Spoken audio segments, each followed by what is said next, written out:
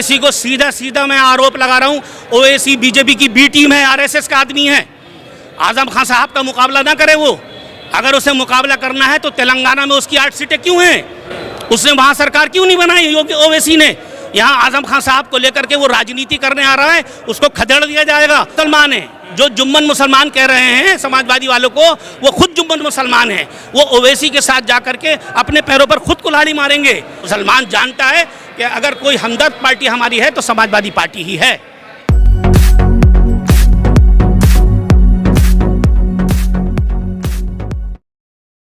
असदुद्दीन ओवैसी ने जिस तरह से यूपी में इलेक्शन लड़ने का ऐलान किया है 100 सीटों पर, उसके बाद से उनके समर्थक ये कहने लगे हैं कि जैसे आजम खान जो बड़े चेहरे थे उनको ख़त्म किया जा रहा है समाजवादी पार्टी में, धीरे धीरे वजूद जो है मुसलमानों का कम हो रहा है, आप अपनी तरफ आइए और हक मांगिए। बिल्कुल गलत बात, बिल्कुल गलत बात। ओवैसी को सीधा सीधा मैं आरोप लगा रहा हूँ, ओवैसी बीजेपी की बी टीम है, आरएसएस का आदमी है।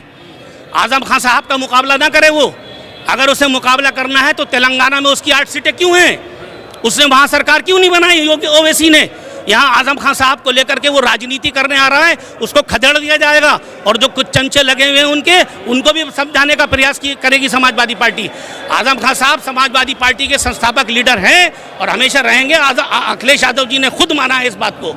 आजम खान साहब के लिए पूरी पार्टी खड़ी है, क्योंकि अदालती मैटर है, अदालती मैटर अदालती तरीके से निपटाए जा सकते हैं। ओवैसी के समर्थकों का, जो आपके समाजवादी पार्टी के समर्थक हैं, उनके लिए ये कहना है कि ये जुम्मन लोग समझ में नहीं आता है, हिस्सेदारी की बात वो कर रहे हैं कि हिस्सेदारी। जुम्मन मुसलमान है, जो जुम्मन मुसलमान कह रहे हैं समाजवादी वालों को, वो खुद जुम्मन मुसलमान है। वो ओवैसी के साथ जाकर के अपने पैरों पर खुद कुल्हाड़ी मारेंगे। पता नहीं है बिहार में क्या हुआ है और जगहों पर क्या हो रहा है, सीधा सीधा साफ है। आजम खान साहब ने जरा सी तकरीर की लोकसभा में या राष्ट्रीय कार्यकारिणी की सम्मेलन में, मैं मौजूद था वहां पर, उनसे पार्टी थोड़ी सी नाराज हुई थी बेशक, लेकिन जिस तरह से ये ओवैसी कर रहे हैं उनके साथ आज तक कोई मुकदमा कायम क्यों नहीं हुआ? कितना कर्रा बोलते हैं, उन्होंने पिरतियां फाड़ी कानून की। अरे ये सब मिले हुए हैं, ये सब भाजपा के चमचे हैं, ये भाजपा का दलाल है ओवैसी। सीधी सीधी मैं आरोप लगा रहा हूँ, साफ साफ में देख चुका हूँ। मैं एक लॉयर हूँ, समाजवादी समर्थक मोर्चे का राष्ट्रीय अध्यक्ष हूँ। मैं पूरे राष्ट्र में जाकर के दौरा कर रहा हूँ, देख रहा हूँ, और हकीकत जो है वो बता रहा हूँ मैं आपको। और वो तो हिस्सेदार, वो कहते हैं कि डिप्टी सीएम, अगर ये बताइए, अगर समाजवादी पार्टी मुस्लिमों की इतनी हकदार है या उनको समझती है, तो डिप्टी सीएम क्यों नहीं बनाया? वो डिप्टी सीएम की मांग करती है। डिप्टी सीएम से ज्यादा बड़ा पद होता है आजम खान साहब का। आपको मालूम है, डिप्टी सीएम डिक्लेयर्ड होते हैं जब आजम खान की जब समाजवादी की सरकार बनती है तो Azam Khan as a chief minister रहते हैं। डिप्टी चीफ मिनिस्टर नहीं, एज ए चीफ मिनिस्टर कार्य करते हैं आजम खान साहब। और आप जानते हैं, प्रेस वाले सब जानते हैं कि आजम खान साहब के फैसले को कोई नकार नहीं सकता। एक बार को अखिलेश यादव जी के फैसले को नकारा जा सकता है, लेकिन आजम खान साहब के फैसले को कोई नकार नहीं सकता। वो एज ए चीफ मिनिस्टर की तरह काम करते हैं आजम खान सरकार में। कोई असर पड़ेगा इस तरह? जो लोग बरगलाने में लगे हुए हैं तो थोड़ा बहुत कुछ लोग बरगलाने में आ सकते हैं, लेकिन हमारी टीम भी जो काम कर रही है, जो वास्तविकता बता रही है, समाजवादी समर्थक मोर्चा की टीम लगी हुई है, इसी बात के लिए लगी हुई है पार्टी के साथ सहयोग में, कि जो लोग हमारे भाई बरगलाने में आ रहे हैं उनको समझाएंगे हम। अब जो यूपी जो चुनाव आने वाला है उसमें क्या लगता है, क्योंकि समाजवादी पार्टी के कद्दावर नेता इस इलाके में जो है काफ़ी वोट बैंक जो है इनकी तरफ खिसकता है, ऐसे में अगर ये अंदर हैं तो क्या लगता है कि पार्टी पे कोई असर पड़ेगा या किस तरह का? कोई असर नहीं पड़ेगा। दुख दर्द है, कहाँ जाएंगे ये बताइए, किसके पास जाएं? मुसलमान कहाँ जाएंगे? 10 लाख लोगों का ऐलान किया है, उसमें देखिए कितने % मुसलमानों को मिलने वाला है।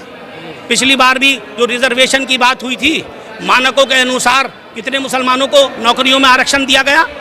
देखिए, अनडिक्लेयर्ड आरक्षण है समाजवादी पार्टी का, मतलब अनडिक्लेयर्ड आरक्षण मुसलमानों के लिए। मुसलमान जानता है कि अगर कोई हमदर्द पार्टी हमारी है तो समाजवादी पार्टी ही है। आपने रिजर्वेशन की बात की, 2012 में समाजवादी पार्टी ने भी अखिलेश यादव को वोट डाला। बिल्कुल, इस बात को, ये बात आपने जो कही है आरक्षण के हिसाब से, अब जरा आप आंकलन देख लीजिए, आंकड़ा उठा के देख लीजिए कितने % मुसलमानों को क्या मिला है।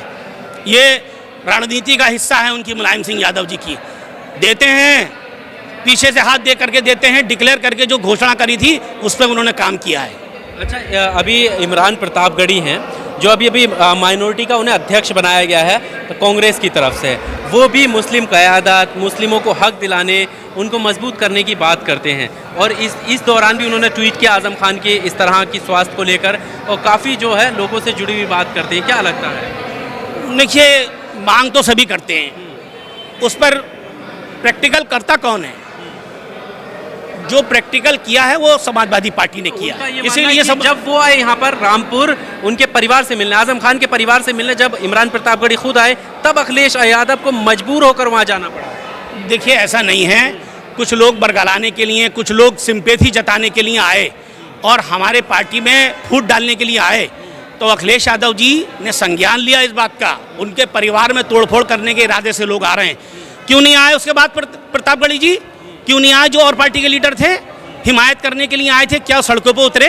उन्होंने क्या कहा? खाली कुर्सी पे बैठ करके मैडम डॉक्टर फातिमा के साथ में खाली फोटो खिंचवा के चले गए और अखबार में बयान दे दिया कि हम देखने भाल करने आए।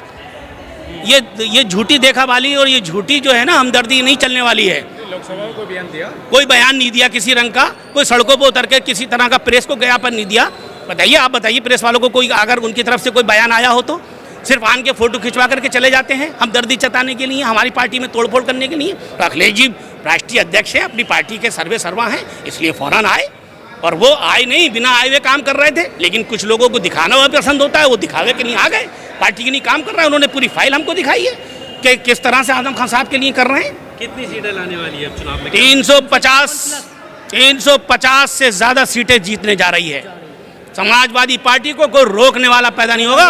और अगर ये भारतीय जनता पार्टी की सरकार अगर गुंडागर्दी करने की कोशिश करी, नामांकनों को फाड़ा और हमारे प्रत्याशियों को परेशान किया और उनके कोई ना कोई कमी निकाल करके, खामी निकाल करके, मैं बता रहा हूँ, ये आशंका बता रहा हूँ अभी से ही, यही करेगी ये भाजपा की सरकार। यही करेगी कि हमारे प्रत्याशियों के कमी खामियां निकालेगी, झूठे सच्चे मुकदमे कायम करके उस पर लगाएगी कि देखो इनका तो ये मुकदमा चल रहा है, इनका पर्चा खारिज किया जाए। यही प्रयास करेगी। फिर इसके लिए हम अलर्ट हैं। समाजवादी पार्टी के लोग जागरूक हैं। समाजवादी समर्थक मोर्चा उसके साथ खड़ा होकर के जागरूकता फैलाने का काम कर रहा है। मेरी खुद अखिलेश यादव जी से मुलाकात हुई है, उन्होंने मुझे सम्मान दिया, अपने मंच पे मुझे बिठाला और उन्होंने वो चीज़ बताई जो मैं खुद भी अनभिज्ञ था। मैं भी कल तक यही कह रहा था कि अखिलेश यादव जी क्या कर रहे हैं और क्या नहीं कर रहे हैं। वो बहुत अच्छा काम कर रहे हैं। मजबूरी है अदालती कार्रवाई की। अदालती कार्रवाई की तरफ से ही निपटेगी। चलिए तो देखें, आप असलियत देखें, कहाँ लोकतंत्र रहा। अंग्रेजों ने इतने जुल्म नहीं करे जनता के ऊपर जितने ये सरकार कर रही है। किसानों का देखें आप, क्या करा किसानों के साथ। किसानों का आंदोलन अंग्रेजों के ज़माने में इतना लंबा नहीं चला जितना लंबा आंदोलन आज चल लिया है। हिंदुस्तान के अंदर, हमारे भारत के अंदर एक ही नारा है, जय जवान जय किसान। कहाँ गया किसान?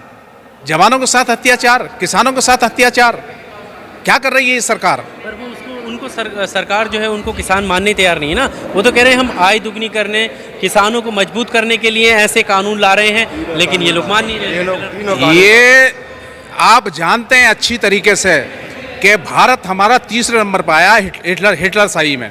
तीसरे नंबर पे, पहला उत्तर कोरिया और दूसरा एक मुल्क और है और तीसरा हमारा भारत। ये क्या करेंगे? अरे हम किसान हैं, वो कानून